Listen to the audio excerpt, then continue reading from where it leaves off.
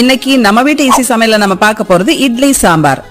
வாணலில 1/4 teaspoon எண்ணெய் ஊத்தி பெருங்காய கட்டி 1 ஸ்பூன் கடலைப்பருப்பு, 1/4 ஸ்பூன் வெந்தயம், 5 வரமிளகா, 4 ஸ்பூன் வரமல்லி, 1 ஸ்பூன் சீரகம் எல்லாத்தையும் வறுத்து தண்ணி சேர்க்காம பொடி செஞ்சு வச்சுக்கோங்க. நான் இன்னைக்கு சன்பியூர் சன்ஃபிளவர் ஆயில் தாங்க யூஸ் பண்றேன். இப்போ 1 லிட்டர் சன்பியூர் சன்ஃபிளவர் ஆயில் வாங்கினா 10 ரூபாய் மதிப்புள்ள வரமிளகா தூள் இலவசங்க.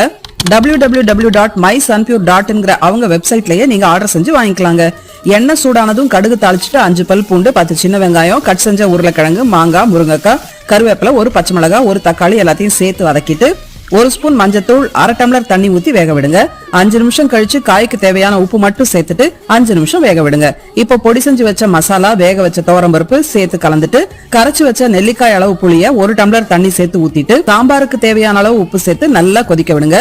நல்லா கமகமன்னு வாசனை வந்ததும் கொத்தமல்லி தழை தூவி இட்லியில ஊத்தி சுட சுட சாப்பிட வேண்டியதுதான்.